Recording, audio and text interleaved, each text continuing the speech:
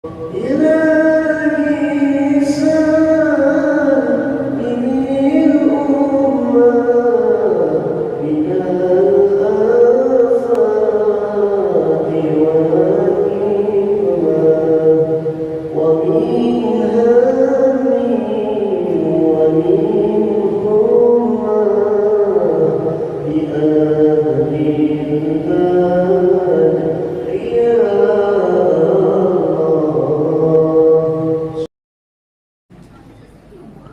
Nabi yang kita akan bicarakan di malam hari ini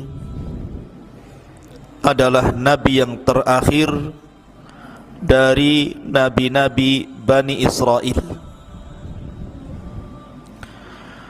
Kita tahu bahwa setelah diutusnya Ibrahim alaihi salatu wassalam, maka seluruh para Nabi dan Rasul kembali nasabnya kepada Ibrahim. Tidak ada satupun Nabi dan Rasul setelah Ibrahim kecuali nasabnya sampai kepada Ibrahim. Dan ada Nabi-Nabi Arab, kemudian juga ada Nabi-Nabi Bani Israel. Adapun Nabi-Nabi Arab dimulai daripada Nabi Allah Hud alaihi salatu wassalam,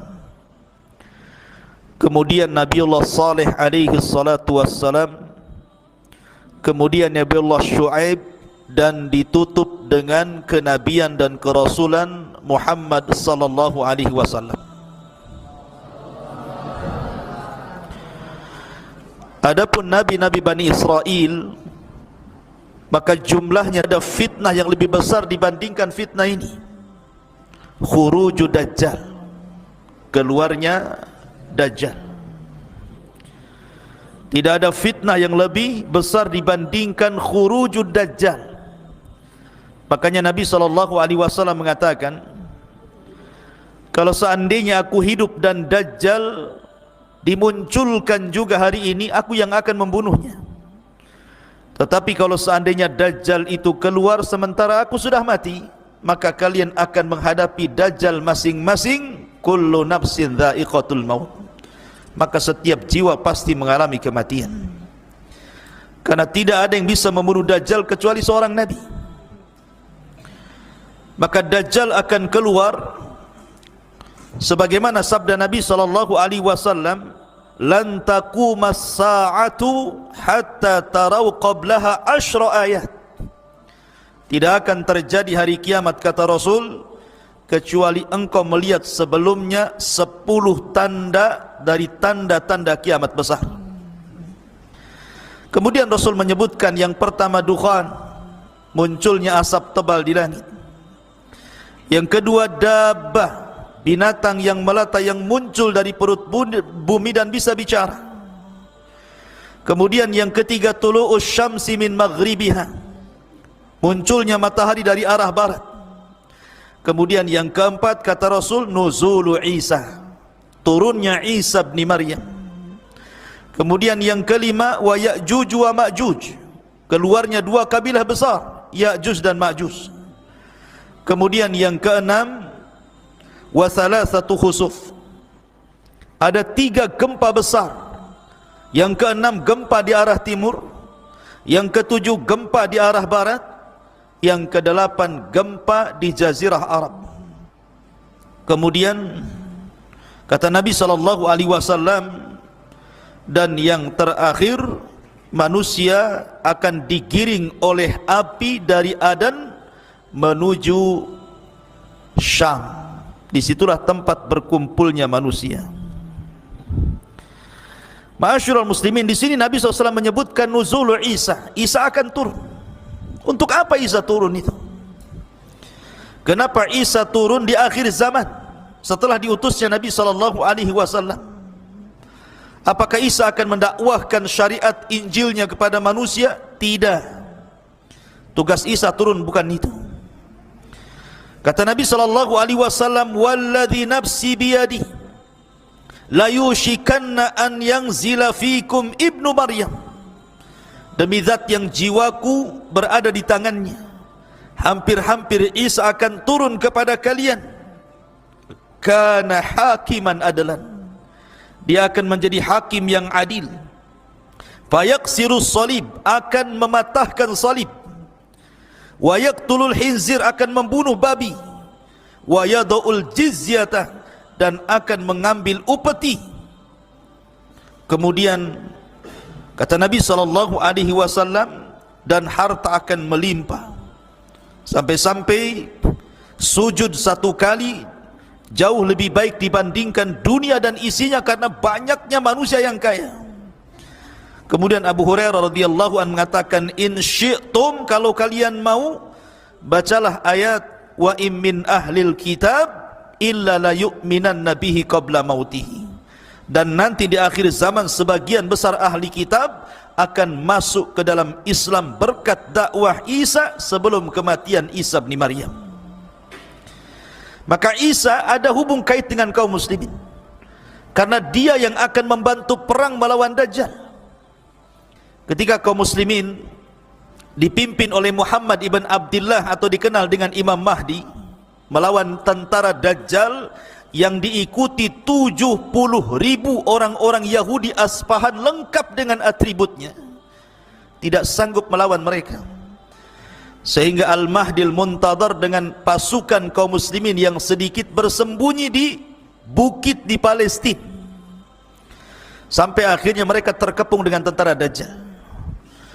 Akhirnya mereka mengalami kelaparan, sampai-sampai kepala sapi kalau seandainya ada jauh lebih baik dibandingkan dunia dan perhiasannya, saking kelaparannya. Akhirnya mereka mengatakan kepada Al-Mahdi, ya Imam, kalau kita tinggal di sini kita akan mati kelaparan, tapi kalau kita turun, kita akan berperang melawan Dajjal, tentu kita akan dikalahkan. Tapi menurut kami, mati syahid jauh lebih mulia dibandingkan mati kelaparan. Akhirnya kemudian tepat di waktu subuh, mereka sudah mempersiapkan pakaian-pakaian besi mereka, siap turun dari bukit itu melawan tentara Dajjal. Mereka sudah pasrah apapun yang terjadi. Tiba-tiba di waktu setelah azan, langit gelap, tiba-tiba terang, kemudian Isa turun diapit oleh 2 malaikat. Kemudian turun di tengah-tengah pasukan itu, awalnya di Menara Putih sebelah timur Damaskus. Kemudian menjumpai para tentara yang sedang bersembunyi di bukit, bertepatan dengan salat subuh. Karena Imam Mahdi sudah tahu ciri-cirinya sebagaimana sabda Nabi SAW, maka kaum muslimin tahu itu adalah Isa bin Maryam. Maka Imam Mahdi mengatakan, taqaddam ya Ruhallah, silahkan kau jadi imam salat kami wahai Isa bin Maryam. Tapi Isa menolaknya dan mengatakan, setiap kaum ada pemimpinnya, engkaulah yang maju jadi imam. Maka Imam Mahdi pun menjadi imam. Kemudian Isa salat di belakang Imam Mahdi mengikuti syariat Rasul SAW. Selesai salat, maka Isa mempersiapkan pasukan dan siap memimpin mereka. Kemudian mengusap wajah-wajah mereka, kemudian memberitahu derajat mereka di sorga. Kemudian Isa memberikan 3 pilihan kepada mereka. 1, kalau kalian mau, kalian tidak usah berperang. Aku akan berdoa kepada Allah, biar Allah mengutus pasukan yang bukan kalian, pasukan itu yang akan mengalahkan Dajjal dan para pengikutnya. Yang kedua, kalian tidak usah berperang. Aku akan berdoa kepada Allah Subhanahu wa taala, semoga Allah mengirim azab kepada mereka, sehingga azab inilah yang akan menghancurkan mereka dan kalian tidak akan meninggal, kalian akan selamat. Dan yang ketiga, atau kalian siap perang, aku yang akan memimpin. Aku yang akan memimpin kalian, dan aku akan berdoa pasukan Dajjal tidak sanggup untuk mengangkat pedang mereka. Akhirnya kemudian mereka memilih yang ketiga. Maka turunlah pasukan kaum muslimin dipimpin 2 manusia mulia, Al-Mahdil Muntadhar dan Isa bin Maryam. Kemudian berperang habis-habisan melawan Dajjal. Ketika Dajjal melihat Isa, Dajjal pun lari, karena tahu dia akan dibunuh oleh Isa. Lari ke barat, dikejar ke barat, lari ke timur, dikejar ke timur. Ketika Dajjal tidak ada tempat untuk berlari, tepat berada di tengah-tengah kota Israel,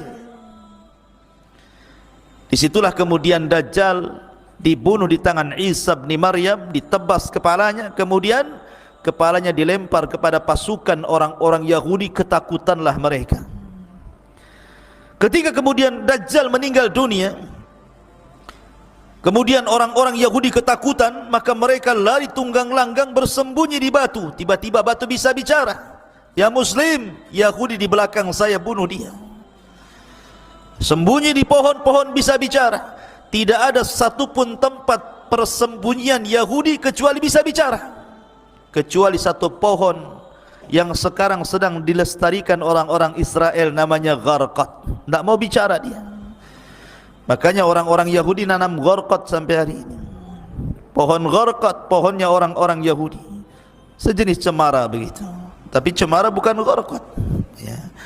Ma'asyiral muslimin, ikhwan akhwat yang dimuliakan Allah Azza wa Jalla, maka ketika Dajjal meninggal, Isa bin Maryam memimpin kaum muslimin, berhukum dengan keadilan, mematahkan salib, membunuh babi, kemudian bumi kembali berkah sebagaimana permulaan ciptaannya. Sampai-sampai pohon delima, satu buah delima itu 10 orang bisa masuk ke dalam cangkangnya. Kita bisa bayangkan berapalah buah delima itu besarnya, paling sekepal. Tapi di masa Isa bin Maryam, delima itu besar, sampai 10 orang bisa masuk ke dalam cangkangnya. Gimana isinya? Satu saja, satu butir antum sudah mencret.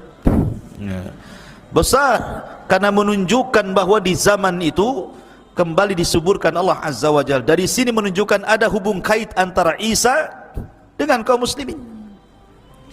Bahkan di zaman Nabi SAW, Muqawqus itu raja Mesir, agamanya Nasrani. Ketika Nabi SAW mengirim surat kepada raja-raja untuk ditawari masuk Islam, salah satunya adalah Muqawqus, raja Mesir. Ya, memang raja Mesir tidak masuk Islam, tidak sebagaimana Najasyi, tetapi dia menyambut baik surat itu.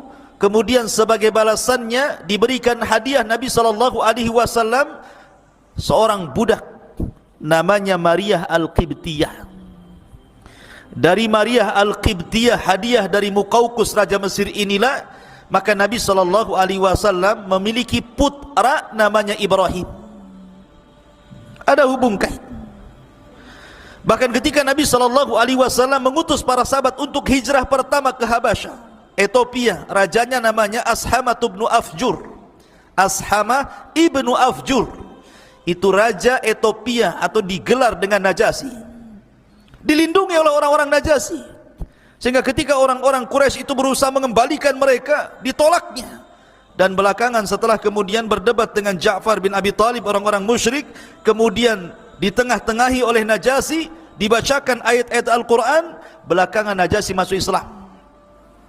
Padahal kaumnya tidak ada yang masuk Islam. Makanya ketika wafat Najasyi, Nabi SAW mensalat gaibkan beliau. Bahkan di zaman itu orang-orang Najran, Yaman, banyak yang beragama Nasrani, berbondong-bondong datang kepada Rasul, berdebat soal kenasranian, kemudian belakangan mereka masuk Islam. Jadi ada hubung kait antara kita dengan Isa dan juga umatnya Nasrani. Ma'asyiral muslimin yang dimuliakan Allah Azza wa Jalla, makanya wajar kalau Al-Quran itu secara komplit menjelaskan sejarah Isa sejak lahirnya, ibunya, siapa yang mengkafilnya, sampai di waktu dewasanya, sampai diangkatnya, betul-betul dijelaskan secara detail dalam Al-Quran, menunjukkan bahwa kita mengakui Isa bin Maryam, dia adalah agama bagi orang Nasrani, nabi bagi orang Nasrani, sebagaimana kita mengakui Musa adalah nabi bagi agama Yahudi. Tapi mereka tidak pernah mengakui nabi kita. Jahatnya mereka tidak pernah mengakui nabi kita. Makanya ketika Imam Al-Baqillani rahimahullahu ta'ala berdebat dengan seorang Nasrani dan mengatakan, kata Nasrani ini, ya Baqillani, kenapa agamamu fanatik sekali? Kata Imam Baqillani, kenapa emangnya? Kalian melarang menikahkan putri-putri kalian dengan kami orang Nasrani dan juga orang-orang Yahudi, sementara kalian membolehkan menikahkan laki-laki kalian dengan putri-putri kami. Kata Imam Baqillani, karena kami umat Islam bagi kalian dan mengaksa kepada Yahudi, tapi kalian Muhammad sallallahu alaihi wasallam kepada masuk pada kisah. Siapa dia? Kita awali kisah ini di dalam Al-Qur'anul Karim. Ada satu surat namanya Al-Fatihah. Al itu Al-Imran, itu keluarga Imran. Penamaan Al-Imran itu, pertama Allah Subhanahu wa taala berfirman, wa idh qalat imra'atu Imran, dan ketika berkata istrinya Imran. Al-Imran 30. Yang ketiga, Allah astafa Adam. Pertama dalam surah 2 Al-Imran 35 dan Al-Imran 3 beradik. Bab dan Maryam, kakek daripada Isa bin Maryam. Ma'asyiral muslimin yang dimuliakan Allah Azza wa Jalla, baik, kita mulai kisahnya. Bani Israel. Bani Israel itu terpecah menjadi dua kelompok di zaman itu. Ada Bani Israel yang saleh, taat dengan Allah, beribadah kepada Allah, mentauhidkan Allah, suci. Maka di situ yang memakmurkan Baitul Maqdis, itu pusat peribadatan orang-orang Nasrani. Disitulah Baitul Maqdis sang Imran. Keluarga Imran, ma'asyiral muslimin, Mansha Imran ibn Mansha ibn Daud, artinya masih keturunan ya.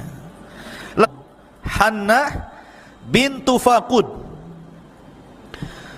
Allah takdir ketika Imran ini dan istrinya berjalan-jalan di padang pasir, kemudian beristirahat di bawah pohon, dia melihat akhirnya kepada Allah Subhanahu wa taala. Di antara nazarnya dia mengatakan sebagaimana, wa idh qalat imra'atu Imran fataqabbal minni innaka antas samiul alim.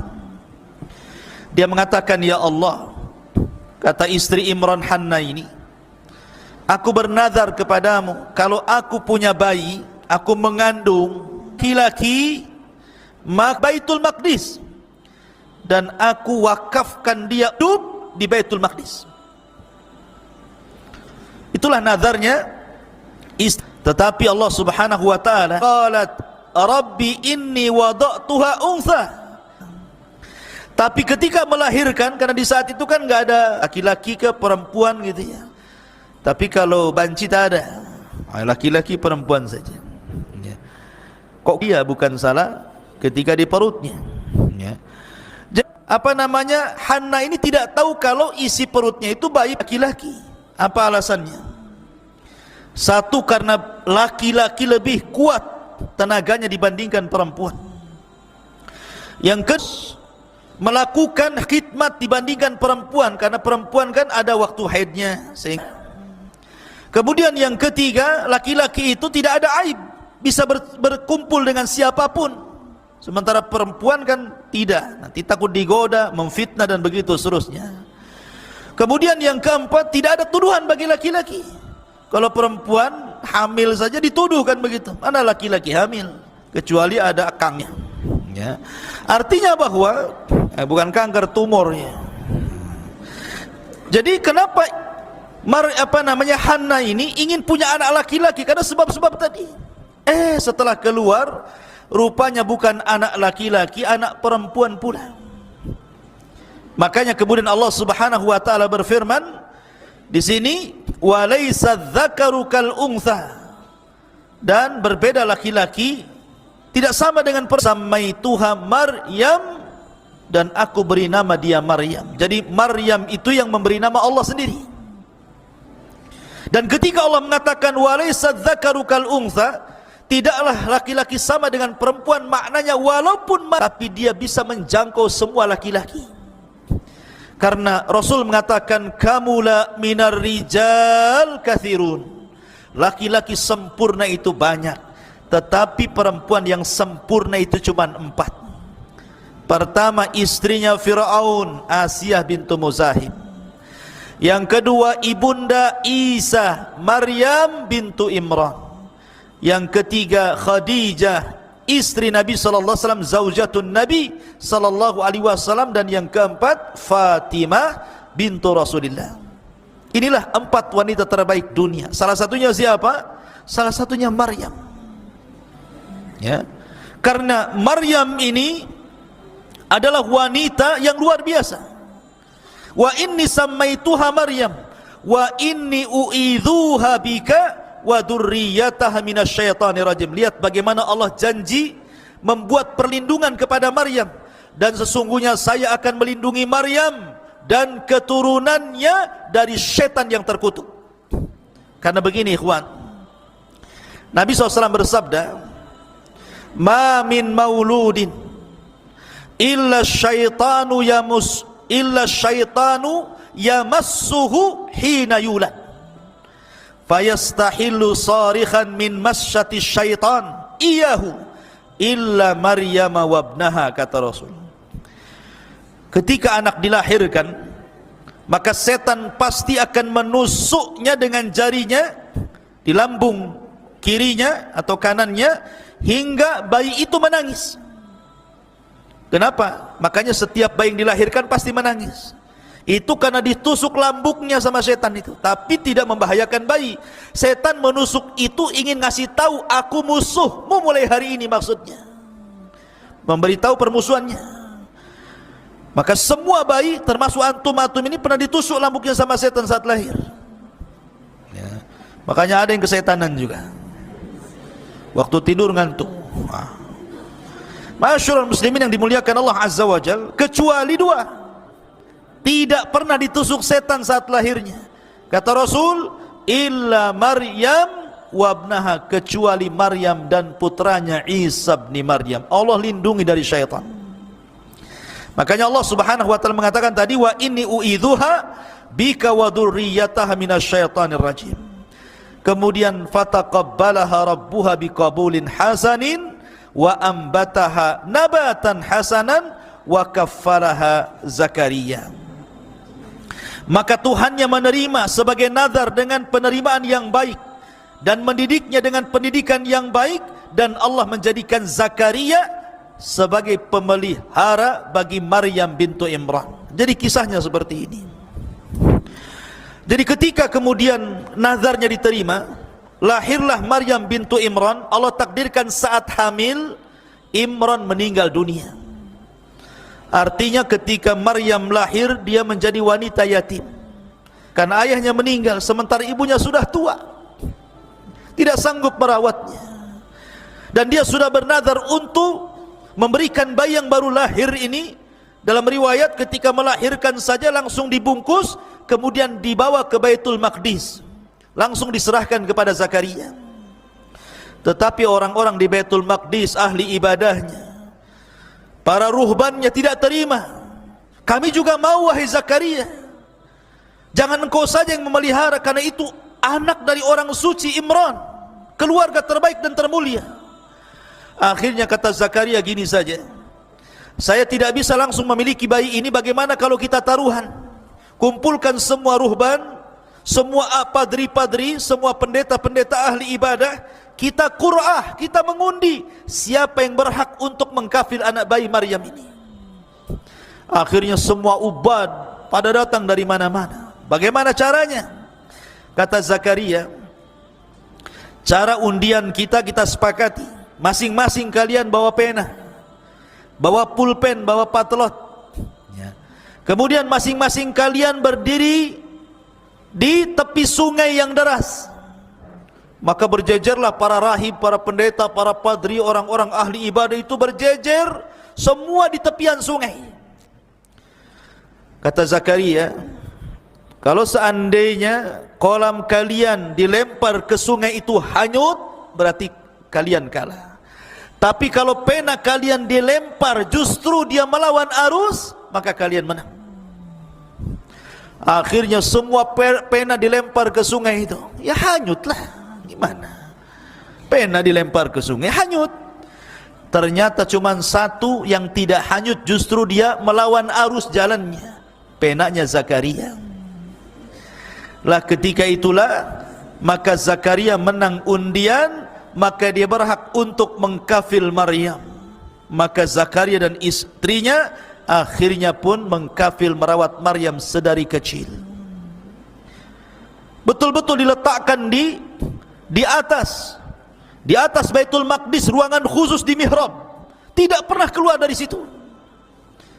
Jadi betul-betul dirawat di situ saja sedari kecil sampai kemudian agak besar. Ketika umur 10 tahun ada peristiwa yang aneh. Ketika Zakaria kemudian masuk ke dalam mihrabnya, tiba-tiba kemudian di situ banyak makanan. Setiap hari ketika masuk ke mihrabnya banyak makanan. Makanan ini tidak tahu siapa yang ngantar, tiba-tiba ada saja di situ. Makanya disebutkan dalam Al-Quran, kullama dakhala 'alaiha Zakaria al-mihrab wajada indaha rizqa. Setiap Zakaria masuk ke dalam ruangan tempat ibadahnya Maryam, banyak makanan di situ. Anehnya lagi, makanan yang tidak ada di musim panas ada pula di musim panas. Makanan yang tidak ada di musim dingin ada pula di musim dingin. Artinya makanan yang belum ada musimnya sudah ada pula di situ. Zakaria ini kan juga diuji oleh Allah. Sudah lama menikah, istrinya mandul, tidak punya anak. Tapi ketika melihat peristiwa itu, Zakaria berpikir, kalau Allah sanggup mendatangkan makanan di musim dingin ada di musim panas, makanan di musim panas ada di musim dingin, masa Allah tidak bisa memberikan rizki anak kepadaku? Maka dia terus berdoa. Akhirnya istrinya Zakaria pun hamil, lahirlah Yahya ibn Zakaria. Itu nanti kisahnya. Tapi yang jelas bahwa Maryam kemudian tumbuh menjadi wanita ahli ibadah, ruku, sujud, tidak ada hari-hari kecuali beribadah kepada Allah subhanahu wa ta'ala sampai akhirnya Allah subhanahu wa ta'ala menguji Maryam. Betul-betul diuji oleh Allah subhanahu wa ta'ala, di mana Maryam ini ikhwatu fillah muliakan Allah azza wa jalla, ada yang mengatakan ketika usianya belasan tahun, 13 lebih begitu, Maryam ini ingin keluar buang hajat. Memang begitu ya. Jadi ada sebabnya. Kalau Allah menghendaki sesuatu kan, idza aradallahu syai'an ahya asbaba. Kalau Allah menghendaki sesuatu kan Allah harus hidupkan dulu sebabnya tuh. Maryam keluar untuk buang hajat, menjauhi Baitul Maqdis. Tiba-tiba kemudian di tengah jalan dia dihadang oleh laki-laki tampan sekali. Laki-laki yang sangat putih, bersih, tampan, tiba-tiba menghadang Maryam. Allah subhanahu wa ta'ala mengatakan, wadhkur fil kitabi Maryam idzin tabadat min ahliha makanan syarqiyah.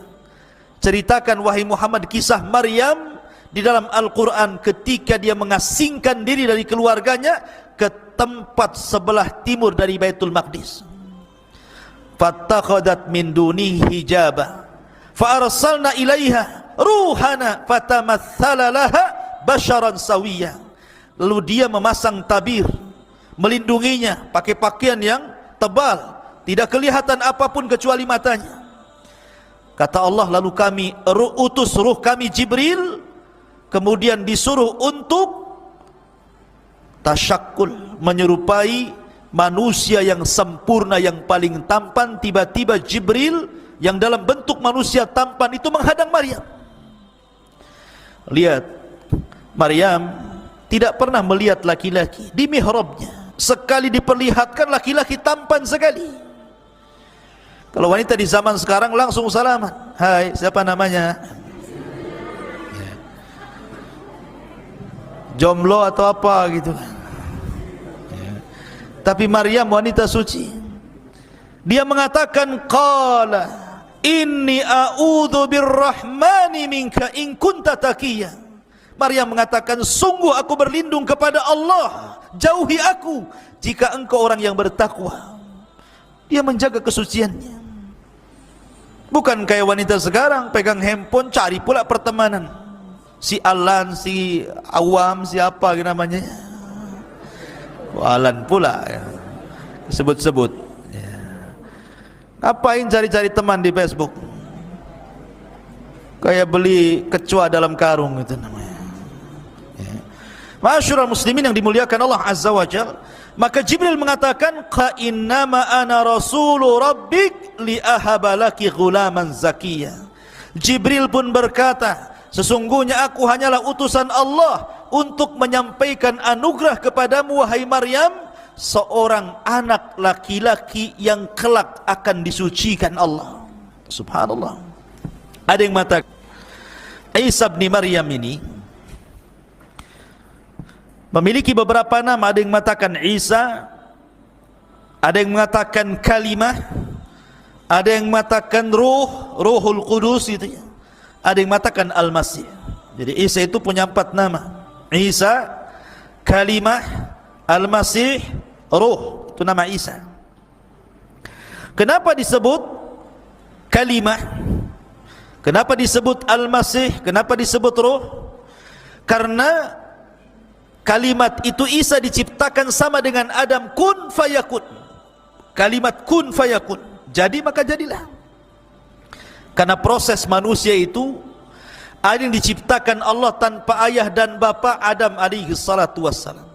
Ada yang diciptakan tanpa ibu, Hawa. Ada yang diciptakan tanpa bapa, Isa bin Maryam. Ada yang diciptakan ada ibu bapa, antum semua ini ada ibu bapaknya. Jadi proses manusia ada 4 kan? Dan Allah katakan inna mathala Isa kamathali Adam. Permisalan Isa itu sama dengan Adam. Kalau Isa dikatakan dengan sebab dia tidak punya bapa kemudian dituhankan, Adam lebih hebat lagi, tidak punya bapa, enggak punya ibu, kenapa pula tidak dituhankan? Harusnya lebih dituhankan. Hawa hebat lagi, tidak ada ibu, diambil dari tulang rusuk Adam, harusnya dia lebih dituhankan. Maka Isa bukan Tuhan, sama dengan Adam, sama dengan Hawa ya. Jibril meniupkan ruh ke jaibnya, ke pesaknya Maryam, kemudian ruh itu mengalir sampai masuk di kemaluan Maryam, kemudian jadi anak. Kun fayakun, jadi maka jadilah. Ada yang mengatakan, kata Ibnu Abbas radhiyallahu anhuma, bahwa kata Ibnu Abbas kehamilan Maryam itu fi sa'atin wahidah, 1 jam saja sudah besar perutnya. Kayak dipompa bagi balon tuh, langsung besar. 1 jam saja sudah jadi anak tuh.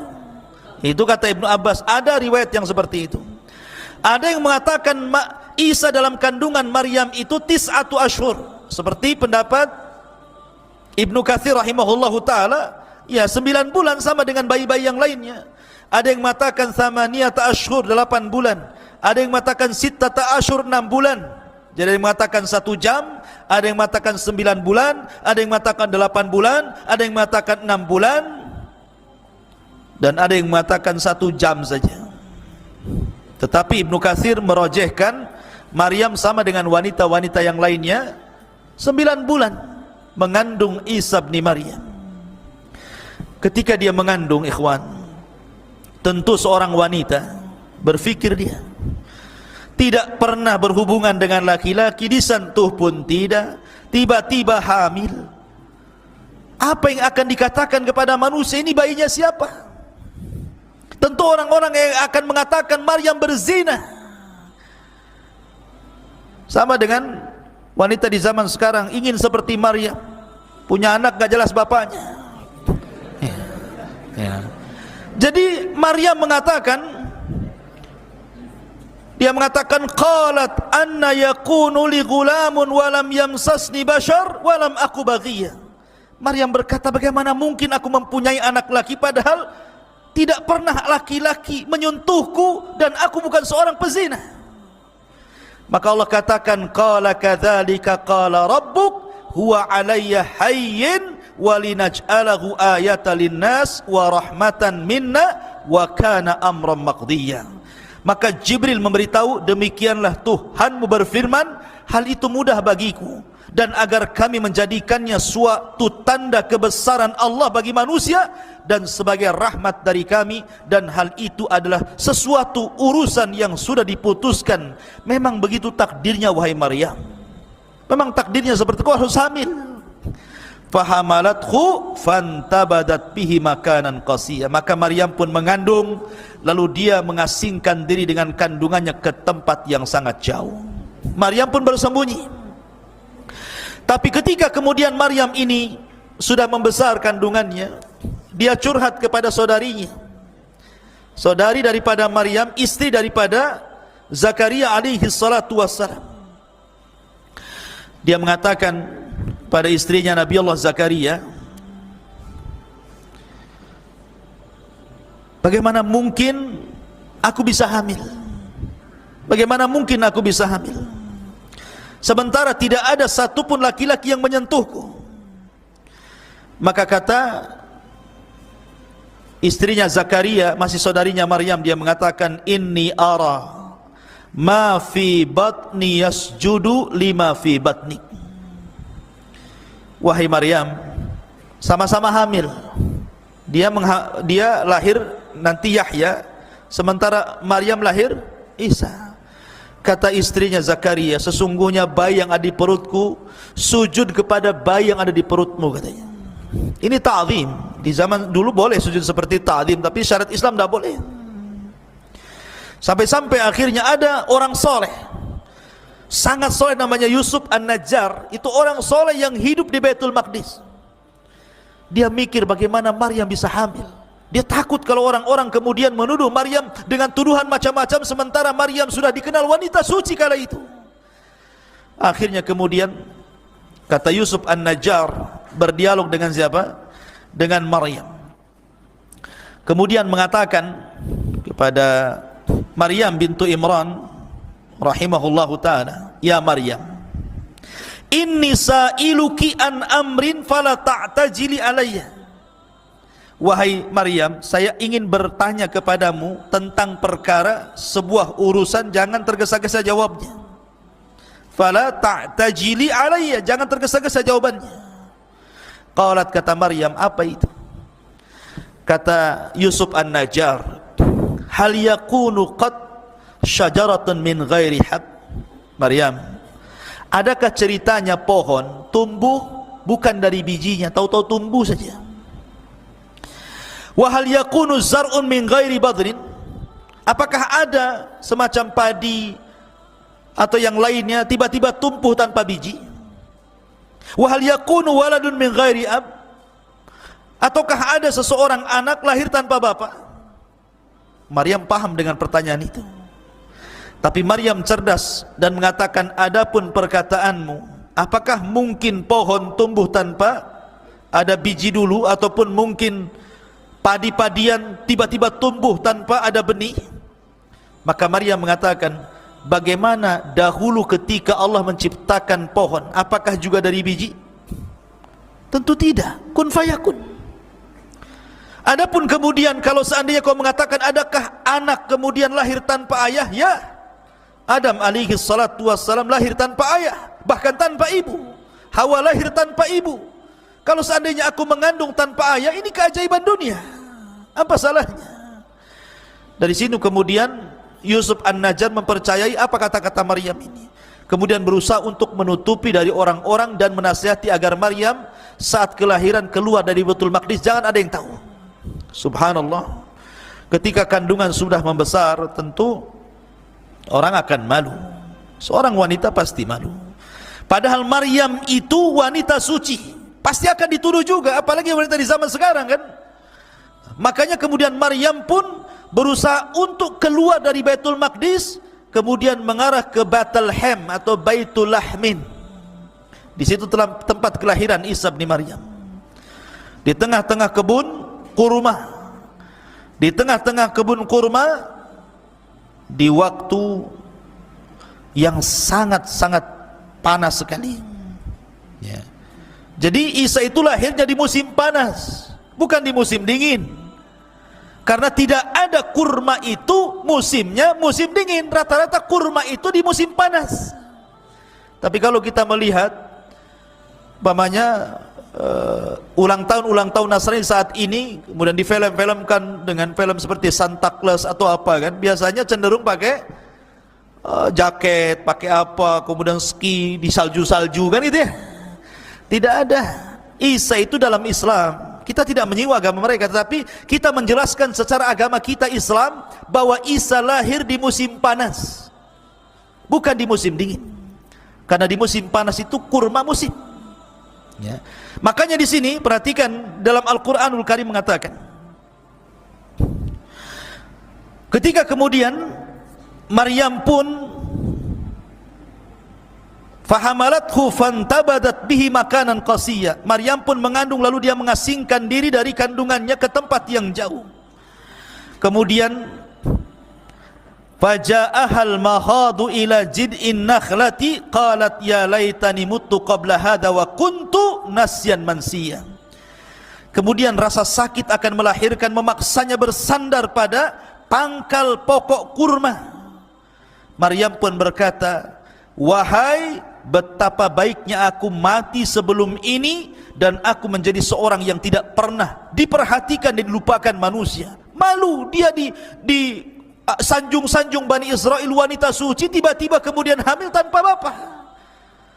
Makanya banyak orang yang kemudian, ini hati-hati akhwat, banyak di majalah-majalah, di YouTube, di berita-berita itu, akibat kemudian hamil di luar nikah karena enggak sabar dengan ujian itu, ambil pula lah racun baygon, diminum dia, nyamuk saja mati, kalian juga mati. Ada yang ambil tali, ditariknya tambang, diikatnya di lehernya. Jadi Maryam itulah hati perempuan. Makanya jangan coba-coba. Maryam saja yang jelas-jelas tidak berzina, dia mengatakan lebih mati saja kan itu, daripada tuduhan orang. Apa kata manusia, apa kata orang. Fanadaha min tahtiha alla tahzani qad ja'ala rabbika tahtaki sariyya.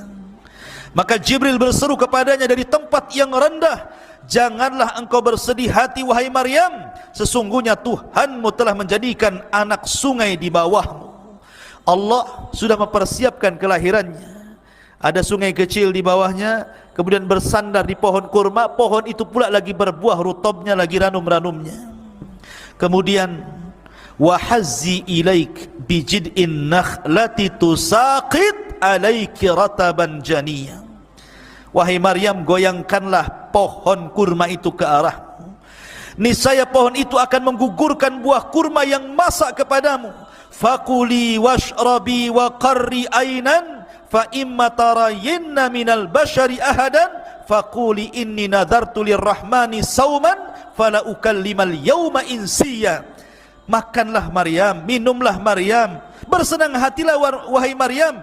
Jika engkau melihat seseorang, maka katakanlah, sesungguhnya aku telah bernadar berpuasa untuk Tuhan yang Maha Pengasih, maka aku tidak akan bicara dengan siapapun pada hari ini. Lahirlah Isa bin Maryam, dimudahkan kelahirannya, tidak ada bidannya, lahir sendiri begitu. Ya, kalau wanita sekarang sibuk cari bidan, saat sibuk ke rumah sakit dikontrol, enggak, Allah mudahkan semuanya, enggak ada bidannya, lahir begitu saja. Tapi jangan kemudian dicoba-coba. Saya ingin kayak Maryam lahirnya lah, sendiri saja. Gimana caranya? Siapa yang nari? Masyarul muslimin yang dimuliakan Allah Azza wa Jalla, harus ada bidannya, minimalnya dukun lahir, biar ada yang ngopeni bayinya. Masyarul muslimin yang dimuliakan Allah, iwan akhwat yang dimuliakan Allah Azza wa Jalla. Kemudian setelah Maryam melihat Isa putranya, kemudian tumbuhlah rasa sayang seorang ibu kepada anaknya. Tapi dia bingung, dia masih di kebun kurma masalahnya. Ini kalau saya pulang ke Baitul Maqdis, apa kata manusia? Tapi bagaimanapun itu bukan tempat dia di situ. Tidak mungkin dia hidup di pohon kurma, di kebun-kebun kurma. Tetap dia harus balik ke Baitul Maqdis. Fa'atat bihi qaumaha tahmiluhu qalu ya Maryam laqad ji'ti syai'an fariya. Maryam pun kemudian kembali ke Baitul Maqdis. Kemudian orang-orang pun mengatakan sesuatu. Kemudian dia Maryam membawa bayi itu kepada kaumnya dengan menggendongnya. Mereka kaumnya berkata, wahai Maryam, sungguh engkau telah membawa sesuatu yang sangat keji. Bayi siapa itu? Hampir-hampir mereka melempari Maryam, kemudian merajamnya. Tapi Maryam sudah dibimbing oleh Allah, jangan bicara. Datang gendong bayi, kalau ditanya itu bayi siapa, jangan bicara. Isyaratkan saja telunjukmu ke bayi itu biar dia yang menjawabnya. Biar dia yang menjawabnya. Jadi setiap, Maryam, itu bayi siapa? Nggak bisa jawab, kan nggak boleh bicara. Ya. Jadi diisyaratkan aja ke bayinya. Maka kemudian apa yang terjadi? Fa asyarat ilaihi, maka Maryam menunjuk kepada anaknya. Mereka mengatakan, kaifa nukallimu man kana fil mahdi sabiyya. Hei Maryam, kau punya akal enggak? Kami akan bicara dengan anak kecil yang masih dalam ayunan, macam mana caranya? Tiba-tiba ketika kemudian mereka memaksa Maryam untuk bicara, tapi Maryam tetap mengisyaratkan ke bayinya untuk menjawab. Mereka mengatakan, enggak mungkin kami bicara dengan bayi. Tiba-tiba bayi itu bisa bicara. Mana sudah jelaskan 4 bayi yang bisa bicara kan? Salah satunya Isa bin Maryam. Tiba-tiba bayi itu dengan fasihnya mengatakan, qala inni Abdullah ataniyal kitaba wa ja'alani nabiyya. Kata Isa yang masih bayi, masih digendong, masih baru berapa hari itu, mengatakan, sungguh aku hamba Allah, dia memberiku Injil dan dia menjadikan aku seorang nabi. Terperanjat manusia. Mak, bayi bisa bicara nih. Ngomongnya hamba Allah dan saya seorang nabi pula gitu kan. Wa ja'alani mubarakan aynama kun wa awsani bis salati waz zakati ma dumtu hayya. Dan dia menjadikan aku seorang yang diberkahi di mana saja aku berada, dan dia memerintahkan aku untuk melaksanakan salat, zakat selama aku hidup. Wa barram bi walidati wa lam yaj'alni jabbaran syaqiyya, dan berbakti kepada ibuku, dan dia tidak menjadikan aku seorang yang sombong lagi celaka. Wassalamu alayya yauma wulidtu wa yauma amutu wa yauma ub'atsu hayya. Dan kesejahteraan semoga dilimpahkan kepadaku pada hari kelahiranku, pada hari diwafatkanku, dan pada hari aku dibangkitkan kelak oleh Allah Azza wa Jal. Dzalika Isa bin Maryam qaulul haq alladzi fihi yamtarun. Itulah Isa bin Maryam mengatakan perkataan yang benar yang mereka ragukan kebenarannya. Kagetlah orang-orang, Isa itu kok bisa bicara. Dari sinilah kemudian orang-orang yang baik-baik ini kan karena bicara dengan orang-orang baik, masalahnya yang ada di Baitul Maqdis bukan orang-orang jahat. Kalau ketahuan orang Yahudi sudah dibunuh Isa sejak kecil. Makanya kemudian mereka pun berusaha untuk menyembunyikan Maryam dan putranya, disuruh hijrah ke Mesir. Hijrah ke Mesir. Kemudian setelah hijrah ke Mesir, ketika usia Isa itu sudah 13 tahun, balik lagi ke Baitul Maqdis. Dan orang-orang pun sudah melupakan kisah dulu, karena sudah 13 tahun masalahnya.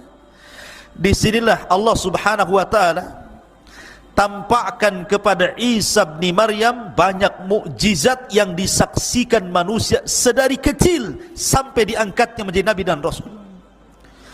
Jadi suatu ketika, jadi kelahirannya saja sudah mukjizat sebenarnya. Jadi Isa itu sendiri mukjizat dalam perut Maryam, lahirnya juga mukjizat. Ya. Jadi suatu ketika namanya anak-anak, kemudian main-main sama anak-anak, layaknya antum main-main sama kawan-kawan antum. Kemudian Isa pun menebak, di kulkas rumahmu itu pasti banyak buah-buahan. 1 ada nangka, 2 ada durian, 3 ada ini, 4, 5 ikan asin juga ada di situ, umpamanya. Ditebak-tebak gitu kan. Jadi anak ini pulang, betul pula di rumahnya ada makanan yang disebutkan Isa. Yang ini juga sama, pulang ke rumah kok betul gitu kan. Maka orang-orang menyangka Isa itu membawa sihir. Tetapi itu bukan sihir, itu mukjizat dari Allah subhanahu wa ta'ala. Terkadang Isa ini main-main, ambil tanah, kemudian dikual-kual, dibuat kepala burung, sayap burung, kemudian kaki burung, ditutup, hidup burung itu, terbang coba. Bayangkan, apa enggak hebat itu? Main-main anak kecil, ya, ambil buah burung, ditiup, tahu-tahu terbang burung itu, kan luar biasa. Ini mukjizat. Ya. Coba kalau antum ambil tanah, buat burung ditiup 1000 kali, tetap saja ya tanah ya tanah. Ya, yang ada kemudian burungnya bawa pete, karena habis makan pete antum ditiup-tiup terus.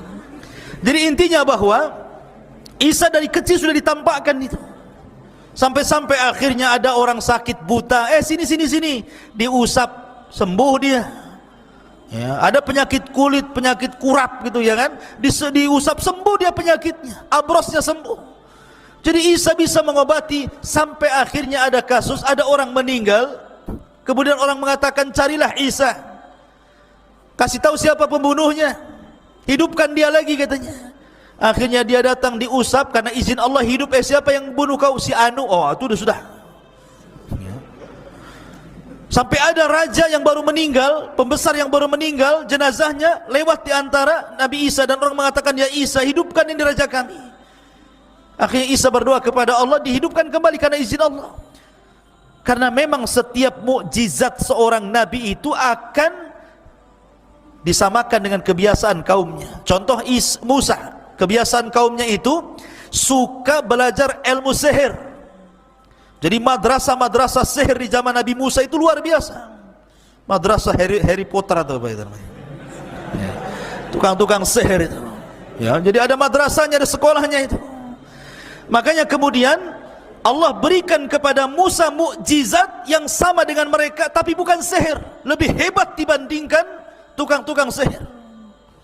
Lah di zaman Isa itu juga sama. Itu dunia perobatan luar biasa. Banyak ditemukan obat-obatan herbal-herbal yang bisa mengobati yang dulunya penyakit luar biasa, dianggap penyakit biasa, akan ditemukan obat-obatannya. Maka Isa harus lebih daripada kemampuan perobatan kaumnya. Bukan hanya bisa mengobati orang buta penyakit kulit, tapi bisa menghidupkan orang mati karena izin Allah Subhanahu wa ta'ala. Itu kan bukan perobatan, itu mukjizat namanya.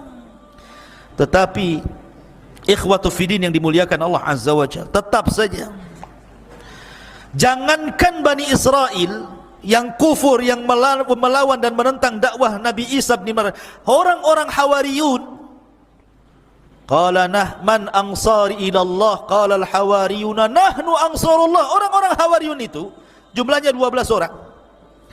Itu para sahabat Isa yang khullas, betul-betul orang pilihan Isa bin Maryam.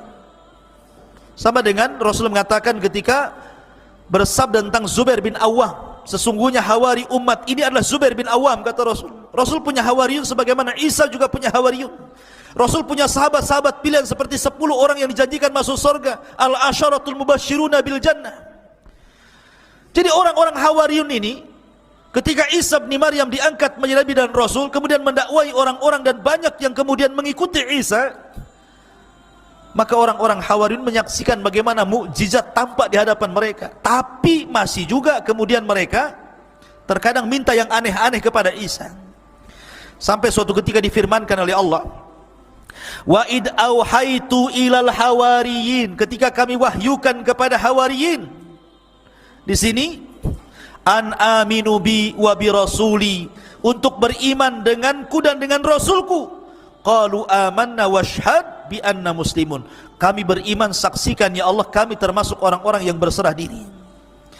Di sini dimulainya, idz qala al hawariyun ya Isa ibn Maryam hal yastati'u rabbuka an yanzila alaina ma'idatan minas sama, atau yunzila alaina ma'idatan minas sama, qala ittaqullah in kuntum minal mu'minin. Mereka mengatakan, ya Isa, apakah engkau bisa menyuruh Rabbmu untuk menurunkan kepada kami makanan dari langit? Ini yang ngomong Hawariyun, orang-orang pilihan Isa, bukan orang-orang luar, orang-orang yang ahli ibadah, orang yang taat kepada Allah, dan orang yang sangat dekat dengan Isa. Mereka mulai bicara seperti umat sebelumnya, Bani Israel yang di zaman Nabi Musa yang suka degil itu, mulai lagi dia muncul degilnya itu. Dia mengatakan, ya Isa, kami bukan tidak beriman kepadamu, tapi biar tenanglah hati kami. Kalau coba sekali-kali kau turunkanlah makanan itu, minta kepada Tuhanmu biar makanan itu dari langit saja turun. Sekali-kali kita pengen makan dari langit, bukan dari warung. Ya. Akhirnya kemudian qalu nuridu an na'kula minha, kami ingin makan darinya. Wa natma'innu qulubuna, agar kami tenang hatinya. Sampai kepada Isa kemudian mengatakan, qala Isa bin Maryam Allahumma rabbuna anzil alaina ma'idatan minas sama nakunu lana idan li awwalina wa akhirina. Dalam riwayat Isa mengatakan baik, tapi syaratnya kalian harus puasa 30 hari. Berpuasalah 30 hari mereka. Setelah puasa mereka lapar. Ya Isa, tolonglah datangkan makanan dari langit, kami sudah lapar ini. Maka Isa pun berdoa, ya Allah, turunkan kepada kami makanan dari langit, dan kami akan jadikan itu Id bagi yang awal-awal dan akhir. Ini yang pertama dan terakhir, kata Isa. Warzuk wa anta khairur razikin. Berikan rizki kepada kami dan engkau sebaik-baik pemberi rizki. Tapi apa kata Allah? Baik, inni munazziluha alaikum, saya akan turunkan makan itu untuk kalian. Faman yakfur ba'du minkum fa inni u'adzibuhu adzaban la yu'adzibuhu ahadan minal alamin. Nanti siapapun yang kufur setelah ini, ku azab dia dengan azab yang tidak pernah dirasakan siapapun di alam semesta ini. Ketika mendengar itu, ketakutan tuh Bani Israel. Tapi kadang mereka sudah minta dan akan dikabulkan. Ternyata kalau mereka sampai kufur setelah kejadian ini, setelah mereka makan makanan itu, akhirnya mereka dapat ancaman azab. Ketika betul-betul turun itu, banyak sekali itu makanan itu, cukup untuk Bani Israel itu makan banyak sekali macam-macam makanan. Orang-orang Hawariyun yang meminta itu justru ketakutan makan. Kemudian melihat saja dari jauh, sampai akhirnya datanglah manusia fuqara wal masakin dari mana-mana, akhirnya menyerbu makanan itu. Kemudian barulah mereka ikut makan. Subhanallah, setelah makan, rupanya makanan itu obat. Yang setruk jadi waras, yang asam urat hilang asam uratnya, yang kolesterol hilang kolesterolnya, yang pincang jadi tegak jalannya. Pokoknya jadi obat semuanya. Ya, kalau yang bodoh ya tetap bodoh lah, harus belajar. Takkan makan jadi pintar, ya kan? Kalau bodoh-bodoh saja, kecuali belajar. Ya. Asyurul muslimin yang dimuliakan Allah Azza wa Jal, akhirnya kemudian setelah kejadian itu mereka tidak minta lagi. Peristiwa-peristiwa seperti ini timbullah hasad kepada orang-orang Romawi, karena ketika itu Palestina dikuasai oleh Romawi, oleh orang-orang Romawi. Dilaporkanlah kepada sang raja Romawi bahwa ada orang yang semakin hari semakin banyak pengikutnya, dikhawatirkan lama-lama banyak pengikutnya dan akan menumbangkan anda wahai sang raja. Wah, dikompor-kompori. Akhirnya sang raja pun emosi. Siapkan pasukan, tangkap orang itu yang buat gaduh itu, tangkap, maksudnya Isa bin Maryam. Maka dikirimlah banyak pasukan mencari Isa. Isa pun bersembunyi bersama 12 orang Hawariyun. Ada yang mengatakan bahwa yang membocorkan tempat persembunyian adalah salah satu dari Hawariyun itu sendiri. Lihat, luar biasa. Akhirnya kemudian ketika Isa sudah merasakan, Jibril sudah tahu bahwa tentara sudah tahu tempat persembunyiannya, mereka tidak mungkin bisa lari dari situ dan pasti akan dibunuh. Isa pun berpesan kepada Hawariyunnya. Apa pesan Isa bin Maryam? Kata Isa kepada Hawariyunnya, wahai Hawariyun, man arada minkum an yakuna aqrabu minni fil jannah yulqa alaihi syabahi wa yujadu makani wa yu'khadu makani fayuqtal fayakunu rafiki fil jannah. Kata Isa, siapa di antara kalian yang ingin kedudukannya dekat denganku di sorga, maka Allah akan samakan wajahnya dengan wajahku, maka dia akan menduduki tempatku, kemudian akan dibunuh, maka dia akan menjadi temanku di sorga. Siapa di antara kalian? Tidak ada yang mau, karena jelas mau dibunuh masalahnya. 12 orang ini. Tiba-tiba yang paling kecil usianya bangkit, saya wahai Isa, katanya. Isa nggak mau yang paling kecil, diulang lagi kalimat itu. Tetap dia lagi. Baik, karena kau sudah memilih hal itu, maka aku akan berdoa kepada Allah, wajahmu agar mirip dengan wajahku. Maka Allah Isa pun mengusap wajahnya dengan izin Allah, miriplah wajahnya. Maka sebelum Isa naik ke langit, ditidurkan dan diangkat ke langit, maka Isa berpesan kepada yang masih setia itu, berdakwalah ke masing-masing daerah. Jangan satu daerah berpencar kemana-mana. Dakwahkan ajaranku kepada mereka, tauhidkan manusia, sembahlah Allah, jangan menyekutukan Allah macam-macam. Maka ketika kemudian orang-orang yang disuruh satu persatu lari, Isa tinggal sendiri dan orang yang diserupakan tadi, maka Isa pun Allah tidurkan. Setelah itu Allah Subhanahu wa taala angkat ke langit. Lah ketika Isa diangkat ke langit, maka pasukan datang menangkap orang yang diserupai itu. Kemudian diarak, kemudian disalib, kemudian dibunuh. Kemudian orang-orang Yahudi mengatakan, qatalna Isa ibn Maryam, kami sudah membunuh Isa ibn Maryam. Maka Allah bantah, wa ma qataluhu wa ma sallabuhu walakin syubbiha lahu bal rafa'ahu Allahu ila sama, kata Allah. Isa tidak dibunuh, Isa tidak disalib, bahkan Isa diserupakan, bahkan Isa diangkat ke langit. Dan nanti akan turun di akhir zaman untuk membunuh Dajjal, mematahkan salib, membunuh babi, berhukum dengan hukum keadilan, dan akan membalikan keberkahan di alam semesta sampai akhirnya Allah wafatkan Isa bin Maryam di akhir zaman. Ketika Isa diangkat ke langit, ibunya bersedih. Ibunya tahu ini anaknya Maryam, ini bersedih. Bagaimana mungkin anakku disiksa dan disalib, karena dia tidak tahu kalau Isa itu diangkat. Dia sangka bahwa itu adalah ibn Maryam. Maryam pun menangis sepanjang malam. Akhirnya Allah subhanahu wa ta'ala memberitahu Maryam bahwa putranya diangkat ke langit dan kondisinya baik-baik. Dari situ akhirnya barulah kemudian Maryam bintu Imran meninggal dunia. Ada yang mengatakan kalau versi mereka, versi orang-orang di luar Islam, bahwa Maryam pun diangkat, setelah meninggal diangkat ruh dan jasadnya ke langit. Tetapi pendapat yang kuat, sebagaimana disebutkan dalam tafsir ataupun dalam Al-Bidayah wan Nihayah, ada yang mengatakan bahwa Maryam bintu Imran dikubur di Palestina, dan ada yang mengatakan di pohon Zaid, ya, di Madinah Al-Quds, Maryam dikuburkan di situ. Tapi Isa bin Maryam tidak diwafatkan, tapi diangkat ke langit. Dan ini akidah Al-Quran dan akan diturunkan di akhir zaman.